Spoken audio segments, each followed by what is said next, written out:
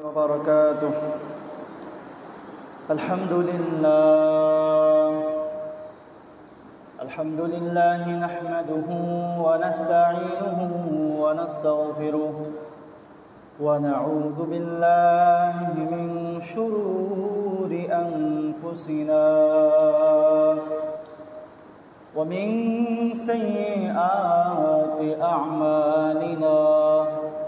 من يهده الله فلا مضل له ومن يضلله فلا هادي له، ونشهد أن لا إله إلا الله وحده لا شريك له، ونشهد أن سيدنا وسندنا وحبيب ربنا ومولانا محمد صلى الله تعالى على خير خلقه وعلى آله وأصحابه أجمعين. أما بعد فقد قال الله تبارك وتعالى في كلامه المجيد وفرقانه الحميد. أعوذ بالله من الشيطان الرجيم. بسم الله الرحمن الرحيم. لقد كان لكم في رسول الله أسوة حسنة لمن كان يرجو الله واليوم الآخر وذكر الله كثيرا. وقال الرسول صلى الله عليه وسلم: اغتنم خمسا قبل خمس، شبابك قبل هرمك، وصحتك قبل سقمك، وغناك قبل فقرك، وفراغك قبل شغلك، وحياتك قبل موتك. صدق الله العلي العظيم وصدق رسوله النبي الكريم، ونحن على ذلك من الشاهدين والشاكرين. সবাই মুহাব্বতের সাথে দুরূদ ইব্রাহিম পড়ি। আল্লাহুম্মা সাল্লি আলা মুহাম্মাদিন ওয়া আলা আলি মুহাম্মাদ কামা সাল্লাইতা আলা ইব্রাহিম ওয়া আলা আলি ইব্রাহিম ইন্নাকা হামিদুম মাজিদ। اللهم بارك على محمد وعلى آل محمد كما باركت على إبراهيم وعلى آل إبراهيم إنك حميد مجيد صلى الله عليه وسلم। আল্লাহ সুবহানাহু ওয়া তাআলার দরবারে অসংখ্য অগণিত শুকরিয়া, যে মহান প্রভু, যে মহান পরওয়ারদিগার, যে মহান মালিক আমাদেরকে বিগত জুমা থেকে জুমা পর্যন্ত হায়াত দিয়েছেন, পাশাপাশি আমাদেরকে সুস্থতার নিয়ামত দান করেছেন এবং সপ্তাহের শ্রেষ্ঠতম দিন জুমার দিনে পৃথিবীর সর্বশ্রেষ্ঠ জায়গা মসজিদের মধ্যে আগে আগে আসার, বসার এবং কোরআন ও সুন্নাহর আলোকে কিছু কথা বলার এবং শোনার তৌফিক দিয়েছেন। এই জন্য সবাই অন্তরের অন্তঃস্থল থেকে রবের দরবারে অবনত মস্তকে কালিমাত শুকর আদায় করি আলহামদুলিল্লাহ। বাইরের পরিবেশটা হচ্ছে একটা ফিতনার পরিবেশ, বাইরের পরিবেশ হচ্ছে গুনাহের পরিবেশ, মসজিদের পরিবেশ হচ্ছে সওয়াবের পরিবেশ, আমলের পরিবেশ। এই জন্য বেশি থেকে বেশি সময় যাতে মসজিদে কাটানো যায়, এই জন্য আমাদের সবার চেষ্টা করা উচিত। কিন্তু বাস্তবতা হচ্ছে আজকে আমরা যে সমস্ত জায়গায় গেলে পাপের বোঝা ভারী হবে, যে সমস্ত জায়গাগুলোতে বিচরণ করলে কিয়ামতের ময়দানে আল্লাহর সামনে দাঁড়িয়ে হিসাব নিকাশ দিতে হবে, ওই সমস্ত জায়গায় আমাদের চলাফেরা বেশি। যে সমস্ত জায়গায় গেলে আমাদের নেকির পাল্লা ভারী হবে, সওয়াব পাওয়া যাবে, নিজের অন্তরটাকে পুত পবিত্র রাখা যাবে, ওই সমস্ত জায়গায় আজকে আমরা সময় বেশি দেই না। অথচ সাহাবায়ে কেরাম রাদিয়াল্লাহু তাআলা আনহুমদের অবস্থা এমন ছিল, সাহাবায়ে কেরাম রাদিয়াল্লাহু তাআলা আনহুমদের বাড়িতে গেলে দেখা যাইত, জিজ্ঞেস করা হয়েছে যে কোথায় গেছে, অমুক কোথায় গেছে,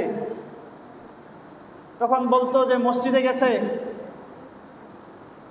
যখন জানতে চাওয়া হইতো যে মসজিদে গিয়েছে, মসজিদ থেকে ফিরবে কখন, তখন তারা উত্তর দিত এটার সঠিক টাইম জানা নাই। কারণ মসজিদ হচ্ছে আল্লাহ সুবহানাহু ওয়া তাআলার কুদরতি কদমে সিজদা দেওয়ার জায়গা। ওই জায়গায় যাওয়ার পর তারা কতক্ষণ অবস্থান করবে এটার সঠিক জানা ছিল না। আরেকবার আসছে, জিজ্ঞেস করছে যে কোথায় গেছে, অমুক কোথায় গেছে, বলছে বাজারে গেছে। ফিরবে কখন, বলছে একটু বসেন, এখনই চলে আসবে। কি বুঝছেন? সাহাবায়ে কেরাম রাদিয়াল্লাহু তাআলা আনহুম যখন মসজিদের মধ্যে যাইতো, তখন ফিরবে কখন এটার নিশ্চয়তা ছিল না, কখন ফিরবে এটার সঠিক টাইম জানা ছিল না। কারণ মসজিদ হচ্ছে ইবাদতের জায়গা, মসজিদ হচ্ছে আমল ইবাদতের জায়গা, মসজিদ হচ্ছে ঈমান বাড়ানোর জায়গা। এই জন্য সাহাবায়ে কেরাম রাদিয়াল্লাহু তাআলা আনহুমদের আমল ছিল, তারা যখন মসজিদে যাইতো তখন কোন সময় ফিরবে এটার সঠিক সময় নির্ধারিত ছিল না। কিন্তু বাজার হচ্ছে পাপের জায়গা, বাজারে বৈশা থাইকা স্বাভাবিকভাবে যারা নরমালি ব্যবসায়ী না, যারা এমনিতেই বাজারে যায়, তারা অযথাই বাজারের মধ্যে বসে বসে সময় কাটায়।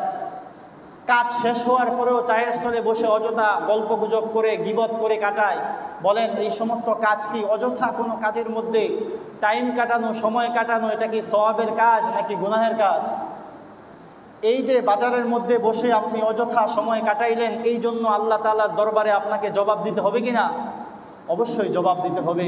এই জন্য সাহাবায়ে কেরাম রাদিয়াল্লাহু তাআলা আনহুমদের আমল ছিল, তারা যখন বাজারের মধ্যে যাইতো তখন জানা ছিল যে বাজারের মধ্যে গিয়েছে, তার যে কাজটা আছে ওই কাজটা সেরেই সাথে সাথে চলে আসবে, অযথা বাজারের মধ্যে সময় কাটাবে না। মসজিদের মধ্যে গেলে জানা যাইতো যে মসজিদ থেকে কোন সময় ফিরবে এটার কোনো নির্ধারিত সময় ছিল না। কারণ মসজিদ হচ্ছে ইবাদতের জায়গা, যত সময় মসজিদের মধ্যে বেশি সময় কাটানো যায় তত বেশি সওয়াব হবে। এই জন্য সাহাবায়ে কেরাম রাদিয়াল্লাহু তাআলা আনহুমদের আমল ছিল বাজারে গিয়ে বেশি সময় কাটাইতেন না, কারণ এটা গুনাহের পরিবেশ। মসজিদের মধ্যে আইসা লম্বা সময় কাটাইতেন, কারণ এটা হচ্ছে আমলের পরিবেশ, সওয়াবের পরিবেশ। কিন্তু আজকে আমাদের আমল, আমাদের দিকে যদি আমরা তাকাই তাহলে সম্পূর্ণ সাহাবায়ে কেরামের খেলাফ, সাহাবায়ে কেরামের বিপরীত আমল আমরা দেখতে পাব। যদি কারো বাড়িতে গিয়ে জিজ্ঞেস করা হয় যে অমুক কোথায় গেছে, বলা হইল যে বাজারে গেছে, কোন সময় ফিরবে, বাজার থেকে ফিরা, তখন বাড়ি থেকে উত্তর আসে যে কোন সময় ফিরবে এটার কোনো সঠিক জানা নাই। মসজিদে গেছে, কোন সময় ফিরবে, এই তো জোহরের জুমার নামাজটা পড়তে গেছে, জুমার নামাজ পড়ে আর এক সেকেন্ডও দেরি করবে না, পারলে সুন্নত না পড়েই বাড়িতে চলে আসবে। বাদাল জুমা যে 4 রাকাত সুন্নত আছে, পারলে ওইটা না পড়েই বাড়িতে ফিরে আসবে। বাড়ি থেকে এমন জবাব আসে। তার মানে সাহাবায়ে কেরামের আমল আর আমাদের আমল কি এক, সিমিলার, নাকি সম্পূর্ণ খেলাফ, সম্পূর্ণ বিপরীত? সম্পূর্ণ বিপরীত। সাহাবায়ে কেরাম মসজিদে গেছে, কোন সময় ফিরবে জানা ছিল না। আমরা মসজিদে আসি, কোন সময় আসবো, যে নামাজ পড়ে আর 1 সেকেন্ডও মসজিদে দাঁড়াইবে না, সরাসরি চলে আসবে বাড়িতে। বাজারে গেছে সাহাবায়ে কেরাম, কোন সময় ফিরবে, এই তো বাজারে গেছে, অমুক একটা সদাইয়ের জন্য গেছে, অমুক একটা কাজে গেছে, কাজ শেষ করে সাথে সাথেই চলে আসবে। আর আমাদের অবস্থা, বাজারে গেছে, কোন সময় ফিরবে জানা নাই, কোন সময় ফিরবে। বাজার শেষ করার পরে, বাজারে যে কাজে গেছে, কাজে শেষ করার পরেও লম্বা একটা সময় চায়ের স্টলে বৈশা ওরাই রাজনৈতিক আজাইরা আলাপ, একজনের সাথে আরেকজনের কি গীবত করছে ওই সমস্ত আলাপ কইরা রাত্রে 10টা 11টা এমনকি 12টার সময় ফিরতে পারে। তার মানে মসজিদ ছিল আমল ইবাদতের জায়গা, মসজিদ ছিল ঈমান, আমাদের ঈমান আমল বাড়ানোর জায়গা। এই জায়গার মধ্যে আজকে আমরা সময় দিতে রাজি না।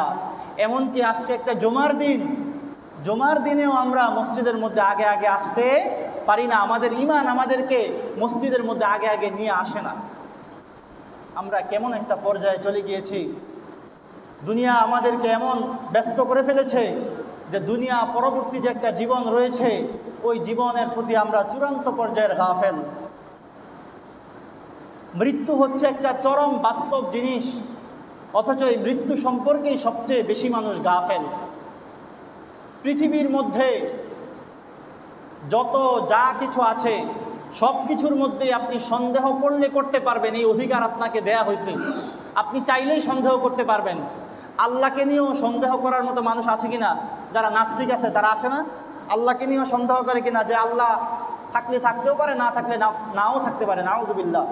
এমন সন্দেহ করার মানুষ আছে কিনা? আছে। আল্লাহকে নিয়ে সন্দেহ করার মতো মানুষ আছে। নাস্তিক যারা, যারা আল্লাহ খুদায় বিশ্বাস করে না, ধর্মকর্মে বিশ্বাস করে না, তারা আল্লাহ যে আছে এটা মানে? তারা মানে না, তারা কোনো ধর্মেই মানে না। কিন্তু যে নাস্তিকটা নিশ্চিতভাবে আল্লাহ যে আছে এটা মানে না, তাকেও যদি জিজ্ঞেস করেন তুমি কি মরবা, সে বলবে অবশ্যই মরব। মৃত্যু সম্পর্কে কারো সন্দেহ নাই। আজকে হোক, কালকে হোক, আগামী পরশু হোক, যেদিনই হোক, যত বড় নাস্তিকই হোক না কেন, যত বড় ধর্মবিদ্বেষী হোক না কেন, সে এটা নিশ্চিতভাবে জানে যে আমাকে একদিন মরতে হবেই। তো আলী রাদিয়াল্লাহু তাআলা আনহু বলতেন যে সবচেয়ে পৃথিবীর মধ্যে সবচেয়ে যে নিশ্চিত বিষয় সেটা হচ্ছে মৃত্যু। আর এই মৃত্যু সম্পর্কে সবচেয়ে বেশি পরিমাণ মানুষ গাফেল, উদাসীন থাকে। আমি জানি আমি মারা যাব, কিন্তু আমার আমল ইবাদতের কোনো পরিবর্তন নাই। আমি জানি আমাকে আল্লাহ সুবহানাহু ওয়া তাআলার দরবারে, আল্লাহ তাআলার সামনে দাঁড়িয়ে আমার জীবন কিভাবে কাটিয়েছি, প্রত্যেকটা জিনিসের পুঙ্খানুপুঙ্খ রূপে আমাকে আল্লাহ তাআলার সামনে দাঁড়িয়ে জবাব দিতে হবে। আমি আমার জীবনটাকে কিভাবে পরিচালিত করেছি, আমি কোন রাজনীতি করেছি, আমি কোন পেশায় আমার জীবনটাকে অতিবাহিত করেছি, আমি আমার যৌবনটাকে কিভাবে কাটিয়েছি, আমি আমার আয় ইনকাম উপার্জন হালাল পথে করেছি নাকি হারাম পথে করেছি, সব কিছুর হিসাব আমাকে দিতে হবে। এই বিষয়টা প্রত্যেকটা মুসলমান, প্রত্যেকটা ইমানদার এটা জানে। কিন্তু ওই হিসাব দেওয়ার মতো, হিসাব যে দিতে পারবে যেই সমস্ত কাজ করলে, ওই সমস্ত কাজের আশেপাশেও আমাদেরকে পাওয়া যায় না। এটা হচ্ছে আমাদের ইমানের দুর্বলতা। অতএব আল্লাহ সুবহানাহু ওয়া তাআলার সামনে আমাদেরকে একদিন দাঁড়াতে হবে, আমাদের এই জীবনের হিসাব নিকাশ আল্লাহ তাআলার সামনে পেশ করতে হবে।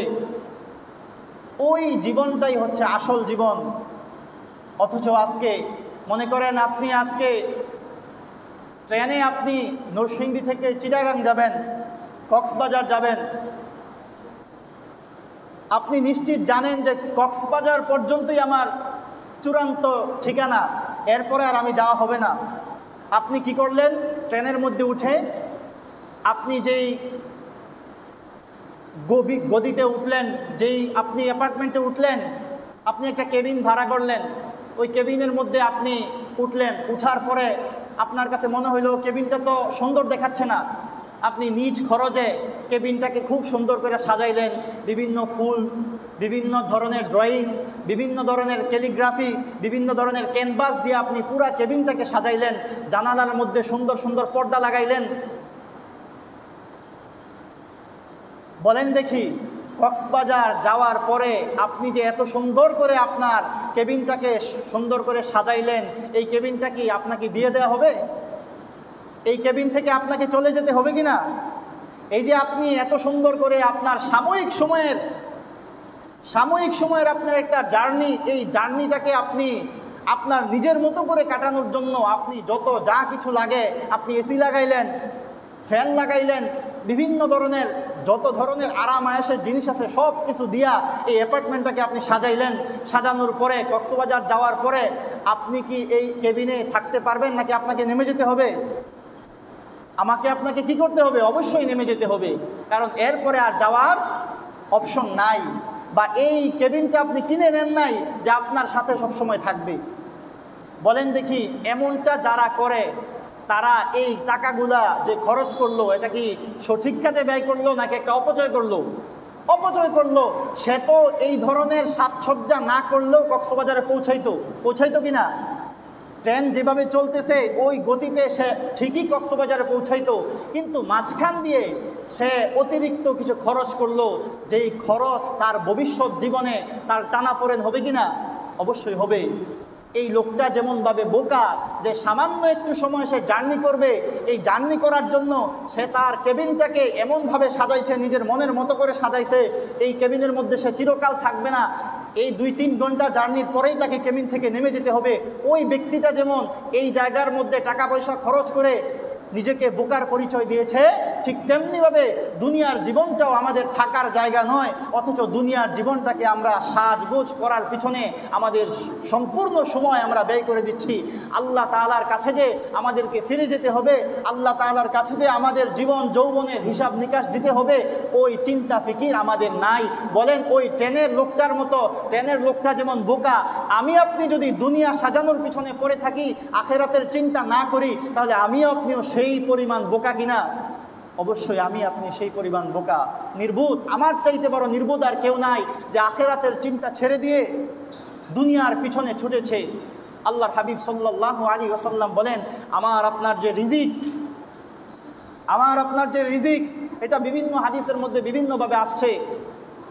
কোনো হাদিসের মধ্যে আসছে আমার আপনার জন্মের 500 বছর আগেই আল্লাহ সুবহানাহু ওয়া তাআলা আপনি দুনিয়াতে আইসা যতটুকু পানি পান করব, যতটুকু ভাত খাবো, যতটুকু খাবার খাবো, সমস্ত কিছু আল্লাহ সুবহানাহু ওয়া তাআলা আপনাকে সৃষ্টি করার প্রায় 500 বছর আগেই আল্লাহ সুবহানাহু ওয়া তাআলা নির্ধারণ করে দিয়েছেন। এখন বলেন, আমার আপনার যে রিজিক আমরা গ্রহণ করতেছি, আপনি যে পেশার মধ্যে নিয়োজিত আছি, এটা কি আল্লাহ সুবহানাহু ওয়া তাআলা আমি দুনিয়াতে আসার পর নির্ধারণ করেছেন, নাকি আমার আপনার জন্মের প্রায় 500 বছর আগেই নির্ধারণ করে রেখেছেন যে এই ব্যক্তি এই কাজ করে তার জীবিকা নির্বাহ করবে, এই ব্যক্তি এই কাজ করে তার জীবিকা নির্বাহ করবে? এই বিষয়গুলো আল্লাহ সুবহানাহু ওয়া তাআলা বহু আগেই নির্ধারণ করে রেখেছেন। আমি মনে করি যে আমি যদি হালাল হারাম বাছাই না করে, না খামসাই, দুনিয়ার পিছনে না ছুটি, আমার হয়তো পেটে ভাত জুটবে না, এমনটা আমরা মনে করি। এই জন্য দেখা যায় হালাল ছেড়ে হারাম পথে আমরা ইনকাম করার চেষ্টা করি। যেই জিনিসটা আমার সামনে এইভাবে খেতে পারতাম, কিন্তু আমি ঘুরায় কি করলাম, এই দিক থেকে এনে খাইলাম, হারামভাবে খাইলাম। এই জিনিসটা আমি এইভাবেই পাইতাম, কিন্তু আমি কি করলাম, যেই জিনিসটা আমি এইভাবে খাইতে পারতাম, এই জিনিসটাকে আমি ঘুরায় হারাম পথে আইনা আমার উদর পূর্তি করলাম, আমার পরিবার পরিজনকে চালাইলাম। ওই দিন আপনার পরিবার পরিজনকে হিসাব নিকাশ দিতে হবে না, আপনি আপনার পরিবারের কর্তা হিসাবে আপনাকেই আল্লাহ সুবহানাহু ওয়া তাআলার সামনে দাঁড়িয়ে জবাবদিহিতার সম্মুখীন হতে হবে। আপনার পরিবারকে যখন জিজ্ঞেস করা হবে, তোমরা যখন দেখলা যে এই ব্যক্তিটা হারাম পথে ইনকাম করে তোমাদেরকে খাওয়াইতেছে, তুমি নিষেধ করলা না কেন? তখন আমি যখন আমার বাবার বিরুদ্ধে সাক্ষী হয়ে যাব, তখন বলবো আমার বাবার দায়িত্ব ছিল আমাকে খাওয়ানো, আমার বাবা কোথা থেকে আইনা খাওয়াইছে এটা তো দেখার দায়িত্ব আমার ছিল না, সম্পূর্ণ আমার বাবার উপর দায়িত্ব যাবে। আমি আমার সন্তানকে হারাম পথে ইনকাম করে খাওয়াইলাম, আপনার সন্তান সেদিন আল্লাহ তাআলার আসামির কাঠগড়ায় দাঁড়াবে না, আপনাকে দাঁড়াতে হবে। আপনার বিবিকে আপনি খুশি রাখার জন্য বিভিন্নভাবে হারাম পথে ইনকাম করে আপনার বিবিকে বিভিন্ন জিনিস আইনা উপঢৌকন দিয়া, হাদিয়া দিয়া, পুরস্কৃত কইরা আপনার বিবিকে খুশি রাখছেন দুনিয়ার জীবনে, ওই দিন আপনার বিবি আল্লাহ সুবহানাহু ওয়া তাআলার কাঠগড়ায় দাঁড়াবে না, আপনাকেই এর জবাব দিতে হবে। আপনার বিবিকে যখন জিজ্ঞেস করা হবে যে তুমি এইগুলা কিভাবে মেনে নিলা, তখন আপনার বিবি উত্তর দিবে, আপনি তো আমার স্বামীর উপর আমার ভরণ পোষণের দায়িত্ব দিয়েছিলেন, অতএব আমার স্বামীর দায়িত্ব ছিল আমাকে ভরণ পোষণ দেয়া, আমার স্বামী আমাকে কোথা থেকে এনে দিয়েছে এগুলা দেখার দায়িত্ব আমার নয়, আমার স্বামীকে আপনি জিজ্ঞেস করেন। ওই দিন আপনার বিবি, যাকে খুশি করার জন্য আপনি হারাম পথে ইনকাম করে আপনার বিবিকে খুশি করছেন, ওই দিন আপনার বিবিও আপনার থেকে মুখ ফিরিয়ে নেবে। যে সন্তানকে আপনি বিশাল বিশাল অট্টালিকা গাড়ি বাড়ি করে দিয়ে যাচ্ছেন, ওই সন্তান সেদিন বাবার বিরুদ্ধে আঙ্গুল তুলে ওই দিন সাক্ষ্য দিবে যে আমার দায়িত্ব আমার বাবার দায়িত্ব বাবার। ওই দিন পুঙ্খানুপুঙ্খরূপে আমার আপনার হিসাব দিয়ে তারপর আল্লাহ সুবহানাহু ওয়া তাআলার সামনে থেকে সরতে হবে। হাদিসের মধ্যে আসছে লা তাজুলু কদামু ইবনু আদম, বনি আদমের পা এক চুল পরিমাণও নড়াতে পারবে না কাল কিয়ামতের ময়দানে, কিছু প্রশ্নের জবাব দেয়া ব্যতীত। কিছু প্রশ্নের জবাব দেয়া ব্যতীত কাল কিয়ামতের ময়দানে যখন অর্ধ হাত উপরে আমাদের মাথার উপরে সূর্য থাকবে, তামার যখন জমিন হবে, মাথার মগজ যখন টকবক করে আগুনে ফুটতে থাকবে, এই তাপের চোটে আমাদের ফুটতে থাকবে, ওই সময়ে এই জায়গা থেকে এক চুল পরিমাণ আমাদের কদম, আমাদের পা নড়ানোর ক্ষমতা থাকবে না যদি আমরা কয়েকটা প্রশ্নের জবাব দিতে না পারি। হাদিসের মধ্যে আসছে আল্লাহ রসুল সাল্লাল্লাহু আলাইহি ওয়াসাল্লাম এই ব্যাপারে বহু হাদিসের মধ্যে সতর্ক করে দিয়ে গিয়েছেন। এমনকি আরেক হাদিসের মধ্যে আসছে ইগতানিম খামসান ক্বাবলা খামসিন, যে তোমরা 5টা জিনিস তোমাদের কাছে আসার আগেই তোমরা নিজেদেরকে সংশোধন করে নাও। এই 5 জিনিস যখন এসে যাবে তখন আর তোমাদের পালানোর জায়গা থাকবে না, তখন আর তোমাদের কোনো এক্সকিউজ, তোমাদের কোনো ওজর আপত্তি আর তখন আর কোনো কাজে আসবে না। তখন আর তুমি ওজর দিলে চলবে না যে আমি তো দুনিয়াতে এমন অবস্থায় ছিলাম, অমন অবস্থায় ছিলাম, এই ধরনের কোনো ওজর আল্লাহ সুবহানাহু ওয়া তাআলা ওই দিন আপনার থেকে আমার থেকে শুনবেন না। হাদিসের মধ্যে আসছে আল্লাহ রসুল সাল্লাল্লাহু আলাইহি ওয়াসাল্লাম বলেন যে প্রত্যেকটা ব্যক্তি, প্রত্যেকটা আদম, বনি আদম, যারা আদম সন্তান, প্রত্যেকটা আদম সন্তানকে আল্লাহ সুবহানাহু ওয়া তাআলার সামনে থেকে এক চুল পরিমাণও লড়ার ক্ষমতা থাকবে না, সে নড়তে পারবে না আল্লাহ সুবহানাহু ওয়া তাআলার সামনে থেকে হাত্তা ইউসআলা আন খামসিন, যতক্ষণ না সে 5টা প্রশ্নের জবাব দিতে পারবে। 5টা প্রশ্নের জবাব দেওয়ার আগে আল্লাহ সুবহানাহু ওয়া তাআলার সামনে থেকে এক চুল পরিমাণ নড়ার ক্ষমতা কারো থাকবে না ওই দিন কিয়ামতের ময়দানে। 5টা প্রশ্ন কি?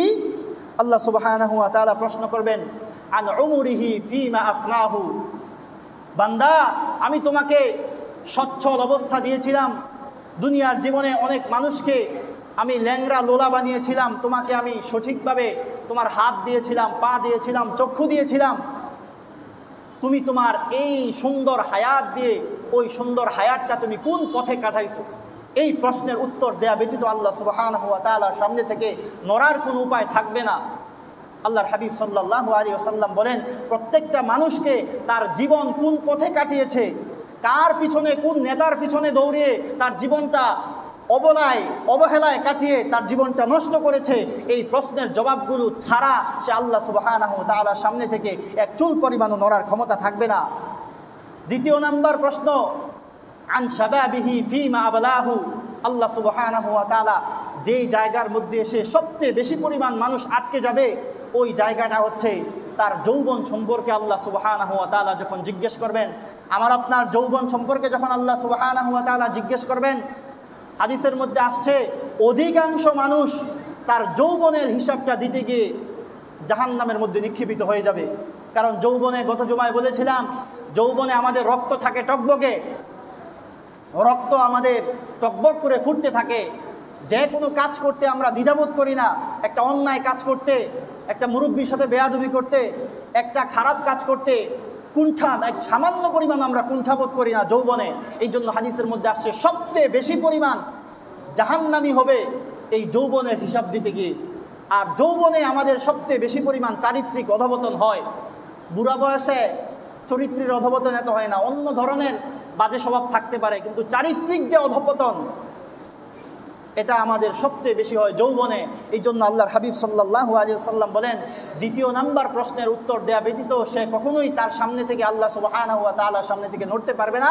সেই প্রশ্ন হচ্ছে আন শাবাবিহি ফীমা আবলাহু, তুমি তোমার যৌবনটাকে কোন পথে খরচ করেছ, তুমি তোমার যৌবন কালটা কিভাবে কাটিয়েছ। আল্লাহ রসুল সাল্লাল্লাহু আলাইহি ওয়াসাল্লামের উম্মত হিসাবে আল্লাহ রসুলের আদর্শকে, আল্লাহ রসুলের রাজনীতিকে ধারণ করে তুমি কি কাটিয়েছ, নাকি ভিন্ন কোনো সেকুলার রাজনীতিকে ধারণ করে সেকুলার কোনো পন্থায় তুমি তোমার জীবনটাকে, যৌবনটাকে কাটিয়েছ? এই প্রশ্নের জবাব আমাকে আপনাকে আল্লাহ সুবহানাহু ওয়া তাআলার সম্মুখে সেদিন দাঁড়িয়ে দিতে হবে। না দেওয়ার আগে আমরা আল্লাহ সুবহানাহু ওয়া তাআলার সামনে থেকে চুল পরিমাণও নড়তে পারবো না। 3 নম্বর প্রশ্ন মিন মালিহি ফীমা আনফাকাহু, আল্লাহর হাবিব সাল্লাল্লাহু আলাইহি ওয়াসাল্লাম বলেন, তৃতীয় দিন যে নাম্বার প্রশ্নটা করা হবে ওইটা হচ্ছে, আপনি আমি যে মাল আমার আল্লাহ সুবহানাহু ওয়া তাআলা দিয়েছেন, রিজিক হিসাবে আল্লাহ তাআলা আমাদেরকে ধন দৌলত দিয়েছেন, এই ধন দৌলত তুমি কোন পথে খরচ করেছ, এই হিসাব আমাকে দিতে হবে। আপনি আমি ইনকাম করতেছি, মনে করতেছি ইনকাম করার মাধ্যমে আমার সব কিছু হিসাব নিকাশ শেষ, না, বরং যার যত বেশি ইনকাম তার হিসাবের সময়ও তত বেশি পরিমাণ লাগবে কাল কিয়ামতের ময়দানে। হাশরের মাঠে যার যত বেশি সম্পদ, ওই ব্যক্তির সম্পদের হিসাব দিয়া তারপরেও সে জান্নাতে বা জাহান্নামে যাবে। এই জন্য হাদিসের মধ্যে আসছে, আল্লাহ রাসূল সাল্লাল্লাহু আলাইহি ওয়াসাল্লাম বলতেছেন যে আমার আপনার সম্পদ যে আমরা উপার্জন করতেছি, এই সম্পদগুলা কোন পথে খরচ করেছি, ইসলামের পথে নাকি ইসলাম বিদ্বেষ ছড়ানোর পথে, আল্লাহর পথে খরচ করেছি নাকি কোনো গান বাজনা নাটক মঞ্চস্থ করার জন্য যেই সমস্ত কাজের মাধ্যমে সমাজের মধ্যে অশ্লীলতা ছড়িয়ে পড়ে, ওই সমস্ত কাজে কি আমার সম্পদ খরচ করেছি কিনা, এই জবাব আমাকে আপনাকে ওই দিন দিয়ে তারপর আল্লাহ সুবহানাহু ওয়া তাআলার সামনে থেকে আমাকে আপনাকে নড়তে হবে। এরপরে আল্লাহ রাসূল সাল্লাল্লাহু আলাইহি ওয়াসাল্লাম বলেন, ওয়া মাযা আমিলা ফীমা আলিমা। এই প্রশ্নের মধ্যে আয়েশা অনেকেই ঠেকে যাবে। আল্লাহর হাবিব সাল্লাল্লাহু আলাইহি ওয়াসাল্লাম বলেন, যে প্রশ্নটা আমাকে আপনাকে আল্লাহ সুবহানাহু ওয়া তাআলার সামনে উত্তর দিতে হবে, যা জানছো সেই পরিমাণ কতটুকু আমল করছো। দেখেন আজকে আমরা জানি কম না বেশি, মোটামুটি জানি অনেক কিন্তু মানি কম। আজকে আমাদের সমাজের অবস্থা হচ্ছে, আপনি বর্তমান সময়ে এসে ইসলাম সম্পর্কে ধারণা রাখে না এমন খুব কম মানুষই পাওয়া যাবে, ইসলাম সম্পর্কে ধারণা নাই এমন কম মানুষই পাওয়া যাবে, কিন্তু ইসলামটা ধারণ করে এমন মানুষের বড্ড অভাব। ইসলামকে জানা শোনা আছে এমন মানুষের অভাব নেই সমাজের মধ্যে। যে কোনো মানুষের সামনে আপনি একটা ভুল কোনো কাজ করবেন, দেখবেন আপনার ভুলটা ধরাই দিচ্ছে, কিন্তু নিজে ওই কাজের মধ্যে যাবে না। আপনি একটা কাজ করতে যান, দেখবেন হাজার মানুষ আছে ভুল ধরার জন্য, কিন্তু ওই কাজটা করার জন্য কাউকে পাবেন না। এমন হয় কি না? আপনি একটা কাজ করতে যাবেন, এই কাজটা করতে গেলে আপনি মনে করেন যে কোনো একটা ভালো কাজ করতে যাচ্ছেন সমাজের মধ্যে, সমাজের যুব সমাজ কিভাবে মাদকের হাত থেকে বাঁচতে পারে, অন্যায় সন্ত্রাসের হাত থেকে কিভাবে বাঁচতে পারে, সমাজটাকে কিভাবে বিশৃঙ্খলা থেকে রক্ষা করা যায়, এই ধরনের একটা কাজ হাতে নিয়ে আপনি আগাইতে চাইলেন, দেখবেন এতদিন এই কাজটা কেউ করে নাই, কিন্তু আপনাকে পিছন থেকে টেনে ধরার মানুষের অভাব থাকবে না। আল্লাহর হাবিব সাল্লাল্লাহু আলাইহি ওয়াসাল্লাম বলেন, আপনি যতটুকু জানছেন ওই পরিমাণ আমল করছেন কিনা, ইসলামকে আপনি যতটুকু বুঝেছেন, ইসলামকে আপনি যতটুকু জেনেছেন, ওই পরিমাণ ইসলামকে আপনি ধারণ করেছেন কিনা, এই প্রশ্নের জবাব দেয়া ব্যতীত আল্লাহ সুবহানাহু ওয়া তাআলার সামনে থেকে আমাদের এক চুল পরিমাণও নড়ার ক্ষমতা থাকবে না। আল্লাহর হাবিব সাল্লাল্লাহু আলাইহি ওয়াসাল্লামের এই হাদিস থেকে আমরা বুঝতে পারলাম, আমাদের পুরোটা জীবনই হচ্ছে আল্লাহ সুবহানাহু ওয়া তাআলার কাছে আমাদের জীবনটা দায়বদ্ধভাবে যদি আমরা দায়হীনভাবে যদি আমরা আমাদের জীবনটা পরিচালনা করি, আমাকে আপনাকে ওই দিন আল্লাহ সুবহানাহু ওয়া তাআলার সামনে দাঁড়াতে হবে কিনা? অবশ্যই দাঁড়াতে হবে। ওয়া আম্মা মান খাফা মাকামা রাব্বিহি ওয়া নাহান নাফসা আনিল হাওয়া, আল্লাহ সুবহানাহু ওয়া তাআলা বলেন, সেই তো প্রকৃত মুমিন, সেই তো প্রকৃত ইমানদার, প্রকৃত মুসলিম, যে ব্যক্তি আল্লাহ সুবহানাহু ওয়া তাআলার সামনে দাঁড়াতে হবে, এই জন্য সে আল্লাহ সুবহানাহু ওয়া তাআলা যে সমস্ত পথ থেকে নিষেধ করেছেন ওই সমস্ত পথ থেকে সে নিজেকে বাঁচিয়ে রাখে, সেই তো প্রকৃত পক্ষে আল্লাহ তাআলাকে ভয় করল। আল্লাহ তাআলাকে ভয় কারা করে? আল্লাহ সুবহানাহু ওয়া তাআলা আয়াতের মধ্যে বলে দিয়েছেন, যে ব্যক্তি আল্লাহ তাআলার সামনে দাঁড়াতে হবে এই ভয়ে সে গুনাহের কাছ থেকে নিজেকে গুটিয়ে রাখলো, অপরাধের পথ থেকে সে নিজেকে গুটিয়ে রাখলো, সেই হচ্ছে প্রকৃত মুমিন, সেই হচ্ছে প্রকৃত মুসলিম। তার জন্যই হচ্ছে আল্লাহ সুবহানাহু ওয়া তাআলার তৈরি নাজ নিয়ামতে ভরপুর, বিভিন্ন ধরনের নহরে ভরপুর, বিভিন্ন ধরনের খাবার সামগ্রীতে ভরপুর জান্নাত আল্লাহ সুবহানাহু ওয়া তাআলা ওই সমস্ত ব্যক্তিদের জন্য আল্লাহ সুবহানাহু ওয়া তাআলা তৈরি করে রেখেছেন। এই জন্য আমাদের প্রত্যেকের উচিত হবে আমাদের জীবনটাকে আমরা কোন পথে কাটাচ্ছি, আমাদের সময়গুলো আমরা কোন পথে ব্যয় করছি, আমাদের সম্পদ আমরা কোন পথে কাজে লাগাচ্ছি, আমাদের যৌবনটাকে আমরা কোন পথে দৌড়ে দৌড়ে শেষ করতেছি, ক্ষয় করতেছি, এই বিষয়গুলো আমাদেরকে যাচাই বাছাই করে হিসাব নিকাশ করে তারপরে আমাদেরকে মরতে হবে। এই হিসাব নিকাশগুলো যদি আমরা করে না যেতে পারি, তাহলে ওই দিন আল্লাহ সুবহানাহু ওয়া তাআলার সামনে হিসাব দেওয়া অনেক কঠিন হয়ে যাবে। এই জন্য আমরা আল্লাহ সুবহানাহু ওয়া তাআলার সন্তুষ্টির লক্ষ্যে আমরা আমাদের জীবনটাকে সংশোধন করে নেই। বিশেষ করে আমাদের যুবক ভাইরা যারা আছি, আমরা বিশেষ করে আল্লাহর হাবিব সাল্লাল্লাহু আলাইহি ওয়াসাল্লাম বলেছেন যে যৌবনের আমল আল্লাহ সুবহানাহু ওয়া তাআলার কাছে সবচেয়ে বেশি প্রিয়। কেন প্রিয়? একটু আগেই তো বললাম, যৌবনের আমল আল্লাহ তাআলার কাছে বেশি প্রিয় কেন? আপনি বার্ধক্যে পৌঁছে অনেক আমল ইবাদত করতেছেন, হ্যাঁ, আপনার আমল ইবাদতটা ফেলে দেওয়ার মতো না, আপনার আমল ইবাদত অবশ্যই আল্লাহ তাআলার কাছে গ্রহণযোগ্য। ওই বয়সে গিয়েও, বার্ধক্যের মধ্যে পৌঁছে গিয়েও যদি আপনি আপনার জীবনটাকে সংশোধন করতে পারেন, অবশ্যই আপনাকে আল্লাহ সুবহানাহু ওয়া তাআলার পক্ষ থেকে জান্নাতের ঘোষণা থাকবে। তবে হ্যাঁ, যৌবনের আমল ওই বার্ধক্যের আমল থেকে বেশি দামি। কেন? কারণ যৌবনে আপনার মন যেটা চায় সেটা করার ক্ষমতা ছিল। যৌবনে আপনি মন চাইলে একটা কিছু করে ফেলতে পারতেন, মন চাইলে আপনি হারাম পথে চলতে পারতেন, কিন্তু আপনি হারাম পথে চলেন নাই। মন চাইলেই যে কোনো একটা যুবতীকে ধরে এনে আপনি ধর্ষণ করার সুযোগ ছিল, কিন্তু আপনি আপনার আল্লাহর ভয়ে এই পাপ কাজ থেকে আপনি বিরত থাকলেন। তাহলে বুঝতে হবে, আপনার কাছে যখন ক্ষমতা ছিল তখন করলেন না। এটাই হচ্ছে প্রকৃত বীর, এটাই হচ্ছে প্রকৃত মুমিন। লাইসা শাদীদু বিসুরআ, আল্লাহর হাবিব সাল্লাল্লাহু আলাইহি ওয়াসাল্লামের হাদিসের মধ্যে আসছে, প্রকৃত বীর তো ওই ব্যক্তি নয়, প্রকৃত বীর তো ওই ব্যক্তি নয় যে কুস্তি খেলার মধ্যে যে নিচে ফেলে দেয়, ওই ব্যক্তি প্রকৃত বীর নয়। প্রকৃত বীর হচ্ছে ওই ব্যক্তি মাইয়ামলিকু নাফসাহু ইনদাল গদব, রাগের সময় যে নিজেকে কন্ট্রোল করতে পারে, প্রকৃত বীর হচ্ছে ওই ব্যক্তি। রাগ উঠার পরে তো আমরা যে কোনো কাজ করে ফেলতে পারি, কিন্তু রাগটাকে কন্ট্রোল করতে পারা, আল্লাহর হাবিব সাল্লাল্লাহু আলাইহি ওয়াসাল্লাম বলে এটাই হচ্ছে প্রকৃত বীরত্বের লক্ষণ। এই জন্য যৌবনের আমল, যৌবনের ইবাদত আল্লাহ সুবহানাহু ওয়া তাআলার কাছে বেশি প্রিয়। কেন? কারণ যৌবন চলে যাওয়ার পর যখন আপনার বার্ধক্য এসে যাবে, আপনার বয়স যখন 70 বা 50-এর উপরে, 60-এর উপরে চলে যাবে, তখন কিন্তু আপনার শরীরে মন চাইলেই যে একটা কিছু করে ফেলার ক্ষমতা, ওই ক্ষমতা থাকবে না। তখন আপনার ওই ক্ষমতা না থাকার কারণে আপনার অটোমেটিকই আল্লাহর দিকে আসতে হবে।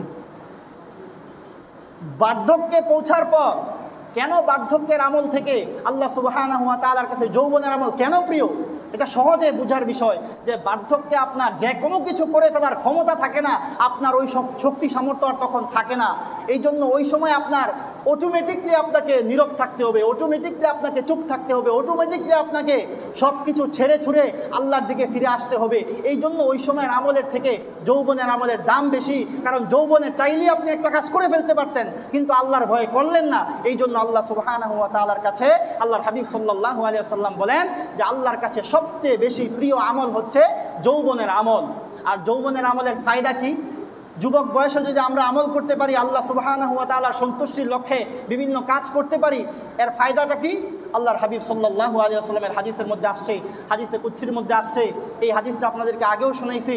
হাদিসটা হচ্ছে আল্লাহর হাবিব সাল্লাল্লাহু আলাইহি ওয়াসাল্লাম বলবেন, আল্লাহ তাআলা দেখবেন একটা বান্দার আমল কন্টিনিউয়াসলি লেখা হচ্ছিল, একটা বান্দার আমল প্রতিদিন লেখা হচ্ছিল। হঠাৎ করে একদিন দেখা গেল ফেরেশতারা তার ব্যাপারে আর আমল লিখতেছে না, তার সওয়াব আর লিখতেছে না। তখন আল্লাহ তাআলা কি জানেন কি না কেন লেখা হচ্ছে না? এটা জানেন আল্লাহ তাআলা? অবশ্যই জানেন। কেন যে লেখা হচ্ছে না এটা তো আল্লাহ তাআলা ভালো করেই জানেন। কারণ আল্লাহ তাআলা তো সব কিছু সম্পর্কে আলিমুম বিল গায়ব, আল্লাহ তাআলা সব কিছু সম্পর্কে অবগত আছেন। তারপরও ফেরেশতাকে জিজ্ঞেস করবেন, হে ফেরেশতা, আমার অমুক বান্দার আমল কেন তুমি লিখতেছো না? সে তো এতদিন ধরে তার সুন্দর সুন্দর আমল তোমরা খাতার মধ্যে লিখে লিখে আমাকে দেখাইতা, কিন্তু ওই বান্দার, অমুক বান্দার আমলটা এখন কেন লিখতেছো না? তখন ওই ফেরেশতারা জবাব দেবে, আপনার ওই বান্দা তো এখন আর আমল করতেছে না। কেন করতেছে না? বলবে যে হঠাৎ করে একটা অ্যাক্সিডেন্ট হয়ে গিয়েছে, সে প্যারালাইজড হয়ে গিয়েছে, সে কঠিন কোনো একটা অসুস্থতার মধ্যে পড়ে গিয়ে বিছানার মধ্যে শুয়ে আছে, তার কোনো হুঁশ জ্ঞান নাই। সে যে আমল ইবাদত করবে ওই পাওয়ার, ওই ক্ষমতা তার এখন নাই। তখন আল্লাহ সুবহানাহু ওয়া তাআলা বলবেন, আমার বান্দার আগের খাতাগুলা দেখো তো, উল্টাও তো দেখি পাতাগুলা। তখন দেখা যাবে প্রত্যেক দিন তার আমল ইবাদত আছে, প্রত্যেক দিন সে ভালো কাজ করেছে, প্রত্যেক দিন সে সমাজের উন্নয়নমূলক কাজ করেছে, প্রত্যেক দিন সে 5 ওয়াক্ত নামাজ জামাতের সাথে আদায় করেছে, বাবা মার খেদমত করেছে, কিন্তু সে এই অসুস্থতার কারণে এখন সে করতে পারতেছে না। তখন আল্লাহ সুবহানাহু ওয়া তাআলা বলবেন, আমার বান্দার আমল তোমরা লেখা বন্ধ করো না। আমার বান্দা তো এখন অসুস্থ হওয়ার কারণে করতে পারতেছে না, যদি সে সুস্থ থাকতো সে অবশ্যই করত, অবশ্যই। যেহেতু সে করতো, অতএব তোমরা এই আমলটা বন্ধ করবে না। যদিও সে আমল করতে না পারে, তোমরা কন্টিনিউয়াসলি তার আমলের খাতায় আমল লিখতে থাকো। সুবহানাল্লাহ। এই জন্য যৌবনে যদি আমরা সঠিকভাবে আমল ইবাদত করতে পারি, বার্ধক্যে পৌঁছে যদিও আমরা শক্তিহীনতার কারণে আমল না করতে পারি, তখন আল্লাহ সুবহানাহু ওয়া তাআলা যৌবনের আমলের যে ধারাবাহিকতা, এই ধারাবাহিকতার কারণে বার্ধক্যেও আল্লাহ সুবহানাহু ওয়া তাআলা আমাদেরকে সওয়াব দিতে থাকবেন। আল্লাহ সুবহানাহু ওয়া তাআলা আমাদের জীবনটাকে সুন্দরভাবে সুন্দর পথে রাসূলের আদর্শকে ধারণ করে আমাদেরকে কাটানোর তৌফিক দান করুক। ওয়া আখিরু দাওয়ানা আলহামদুলিল্লাহি রাব্বিল আলামিন। যারা 4 রাকাত সুন্নত পড়ি নাই, সুন্নত পড়ি নেই।